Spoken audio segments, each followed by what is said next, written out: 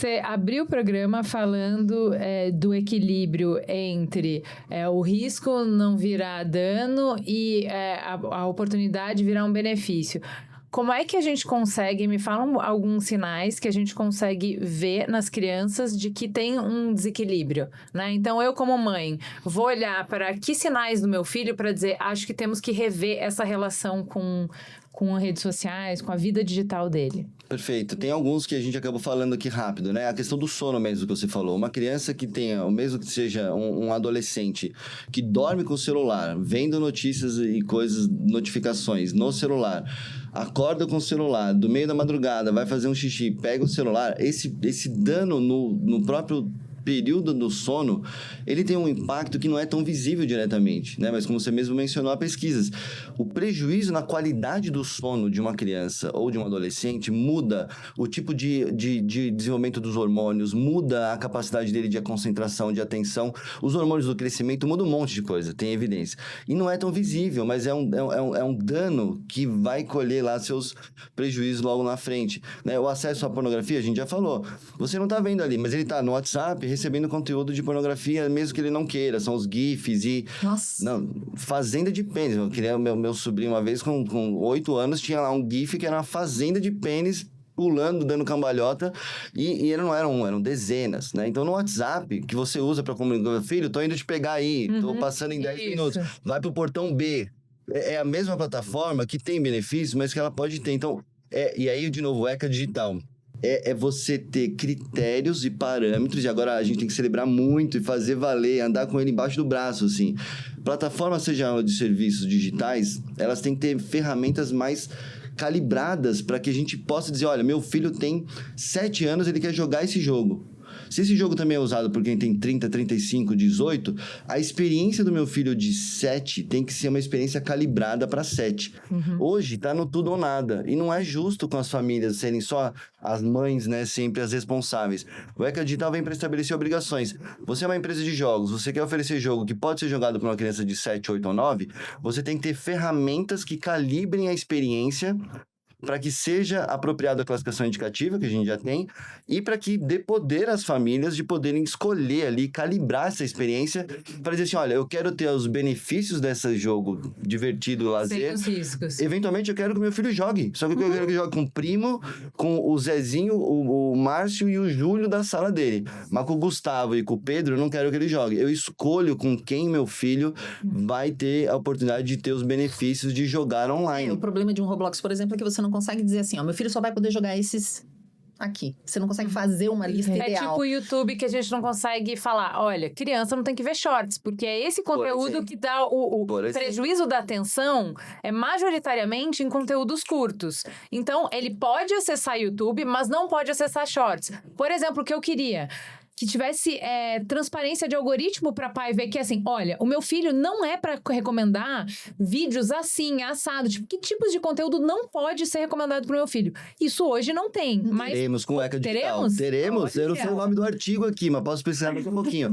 Tem um artigo, inclusive, que diz que é proibido fazer design manipulativo, que é usar técnicas que existem, técnicas muito consolidadas, de explorar a vulnerabilidade psicológica. A gente, quem nunca, né? Você pega pra ver a hora, passou 40 minutos vendo inutilidade, você nem lembra o que você viu. Não, e você gosta as pessoas amam o TikTok, por exemplo, porque quando você tá procurando, eu sempre dou assim, reforma de banheiro, vai aparecer só reforma, você fica, você tem ideias. Por quê? Porque eles sabem que é o que você quer. Isso não vai dar pra fazer com criança. Entender o que ela quer e ficar oferecendo e oferecer anúncio. Mas pode proibir isso? O ECA proíbe isso? O ECA exige que tenha ferramentas para que as famílias tenham a opção de configurar o tipo de recomendação do conteúdo associado à idade. Muda o mundo, né? Não, muda o mundo. Esse é o que eu tô dizendo, é como o nosso novo código do consumidor para o digital e para crianças. É uma questão que é para todas as famílias, para todo mundo, e vai ser bom para os adultos também, né? Porque a gente tem mais poder de poder escolher essa experiência. Porque eu gosto de um exemplo seguinte: quantos segundos você gasta para fazer uma compra num site de compra online hoje?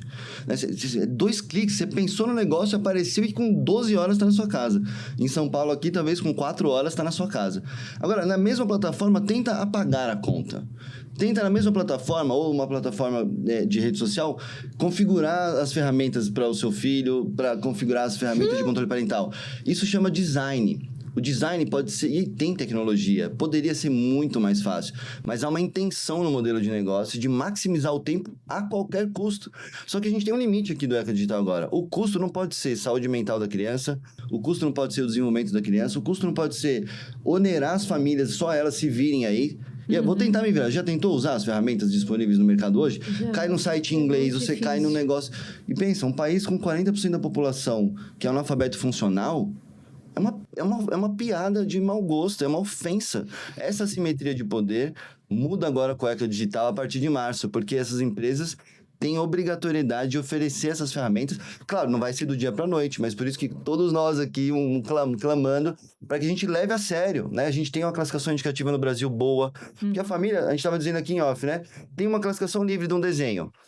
Teoricamente, meu filho de 6 anos pode ver. Mas se eu assistir aquele desenho e, não curti, não é legal, tem uma vibe estranha, não tá legal com os nossos valores, eu vou guiá-los, não vamos assistir esse. Bom, para o internet também vale a classificação indicativa agora. Vai lá no Eca Digital. Eu quero só voltar, porque vocês pediram assim, quais são o que um pai pode observar para saber que tem uma questão. Você falou do sono.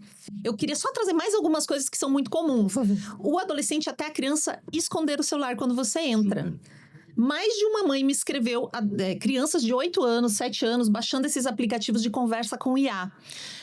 Character AI, Poly AI. Você fala com o personagem. Então, você pode escolher falar com o Neymar, com a Anitta, com o personagem, com o Blue, com o personagem do desenho favorito. Só que todos esses aplicativos não são recomendados para criança e eles vão levar a conversa pro sensual, pro erótico. Então, esse menino, o que aconteceu? Ele baixou o celular. Quando ela entrou, ele fez isso aqui tão rápido, ela me escreveu um relato, né? Aí ela foi olhar o que era, ele tava conversando com o personagem, tava uma conversa super assim, de vamos namorar, eu beijo o seu pescoço. É um negócio super... Aí ela perguntou, né, respirou, porque isso eu falo também pros pais, cara de alface, meus amigos, cara de alface. Ela respirou. Meu filho, que aplicativo é esse? Não, na escola falaram pra baixar. E geralmente assim, um vai falando pro outro, todo mundo baixa. Não procure o que é Xvideos também. Aí ele vai procurar o que é Xvideos, né, que é site pornográfico e acessa. Então, comportamento é comunicação. Começou a esconder o celular, começou a acessar muito mais que o normal. Toda hora quer pegar o celular e não era assim, talvez esteja sofrendo um cyberbullying, quer ver o que os outros estão comentando, se alguém está falando dele ou dela. Ou gostava de mexer e agora não quer. É essa atenção fina ao comportamento da criança. Amava ir pra escola, de repente não quer mais ir pra escola, porque essas coisas estão conectadas. O cyberbullying e o bullying presencial geralmente andam juntos. O que as crianças não fazem no presencial, na escola, elas fazem no online. E geralmente são os colegas da escola fazendo o cyberbullying. Cyberbullying entre 10 e 14 anos é muito comum. A primeira condenação que a gente teve em 2024 foi uma criança, a família de uma menina de 10 anos que praticava o cyberbullying com a outra menina da sala dela. Ou seja, eles fazem um grupinho no WhatsApp que os pais não sabem, os professores não sabem, e nesse grupinho eles conversam com outros geralmente à noite.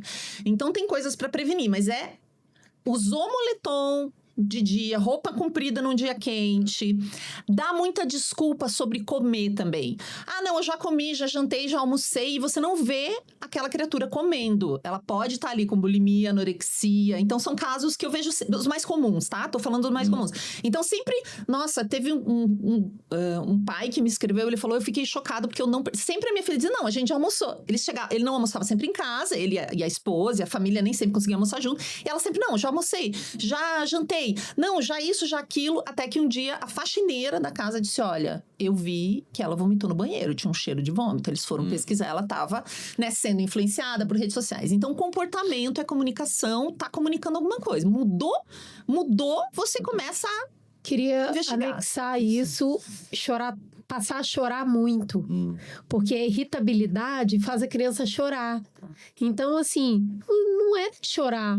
Agora, todo dia tem um drama, todo dia tem um terror choro, noturno também. com coisas que antes passava bem e agora tá irritando a ponto de chorar.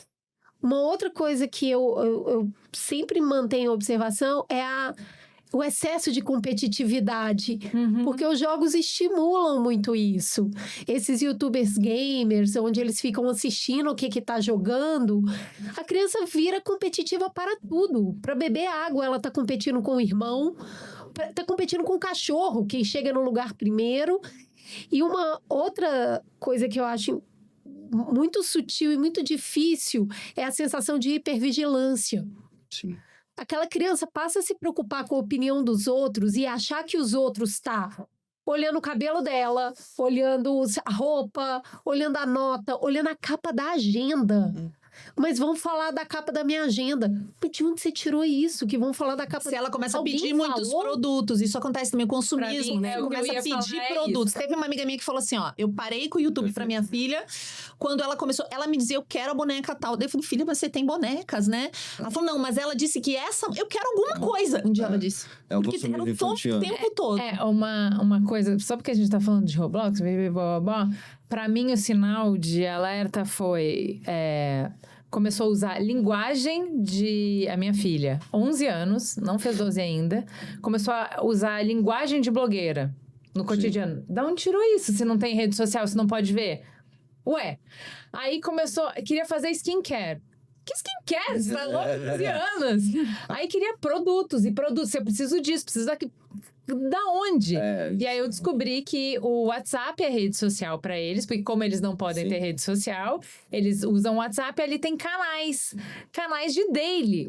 Eu jamais vi, nunca vi Arrume-se Comigo, nunca, esses conteúdos nunca chegaram para mim, entendeu? Isso é muito sério. E aí veio criança de 11 anos que assim, vamos lá, levei na médica, ela explicou por que não podia, pipipipopopó. Essa sensação de que, então, eu vou ser a única que não tem. Eu vou ser a única... Aí, marcaram, as amigas iam no shopping, o programa era ir na Sephora. 11 fucking anos! Não, cara! Não, o programa não pode sair na Sephora. Aí, vamos conversar com as mães, porque conhece as mães há muito tempo. Não te conheço mais? Você tá doida de deixar sua filha na Sephora? Aí vai todo mundo conversar, tá todo mundo desse refém do só eu não vou. Isso não existe. Gente, eu tive filho só pra falar você não é todo mundo. Só total. Pra isso que eu tive filho. A hora que fala, mas todo mundo tem, eu falo, você não é todo mundo. Isso aí é um nível de... Porque muito perverso. Não tem. Os outros 50 em volta falam, todo mundo tem. Exato. Isso é muito cruel, porque, de novo, assim, a gente insiste. E há uma psicologia aí, né? Como psicólogo, me surpreende, porque é um refinamento de leitura psicológica do que a gente chama do perfilamento. As empresas têm milimetricamente as suas experiências. O microsegundo que a gente demora nesse vídeo, um pouco a mais do que o outro, até a intensidade do nosso dedo na tela do celular. Isso é captura de dado emocional. Se você tá ali nervoso, você tende a apertar mais. É um nível de refinamento. É muito bom, né? De capacidade de entender o sentimento daquela pessoa. E lá no Alana a gente fez uma denúncia, inclusive, que tem a ver com essa do Sephora e outras, assim.